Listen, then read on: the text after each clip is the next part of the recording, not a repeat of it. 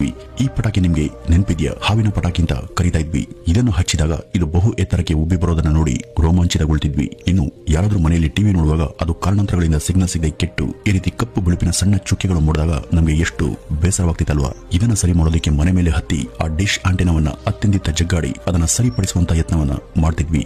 ಆಗ colour TV ಹೆಚ್ಚು ಯಾರ ಮನೆಯಲ್ಲೂ ಇರ್ತಾ ಇರಲಿಲ್ಲ. ಹಾಗಾಗಿ ಈ 3 ಬಣ್ಣಗಳನ್ನ ವೀಕ್ಷಣೆ ಮಾಡ್ತಾ ಕಲರ್ ಟಿವಿಯನ್ನು ನೋಡ್ತಿರುವಂತಹ ಫೀಲ್ ನಲ್ಲಿಯೇ ಟಿವಿಯನ್ನ ವೀಕ್ಷಣೆ ಮಾಡ್ತಿದ್ವಿ.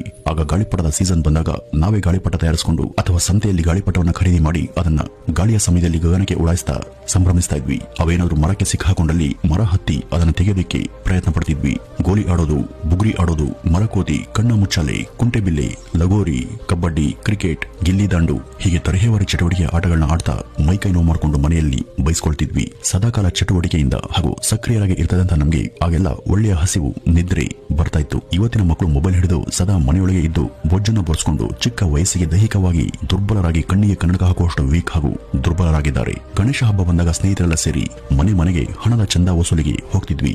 ಸಂಗ್ರಹವಾದ ಹಣದಲ್ಲಿ ಒಳ್ಳೆಯ ಗಣೇಶ ಮೂರ್ತಿಯನ್ನ ಖರೀದಿ ಮಾಡಿ ನಮ್ದೇ ತಂಡವನ್ನ ಕಟ್ಟಿ ಗಣೇಶನನ್ನ ಕೂರಿಸಿ ಪೂಜೆ ಮಾಡ್ತಿದ್ವಿ.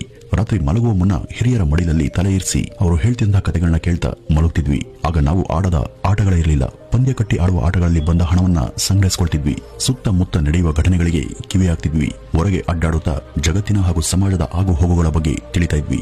ಆಗ ನಮಗೆ ಭಯ ಎಂಬುದೇ ಗೊತ್ತಿರಲಿಲ್ಲ. ಎಲ್ಲದಕ್ಕೂ ರೆಡಿ ಎನ್ನುವಂತೆ ನುಗ್ತಾ ಇದ್ವಿ.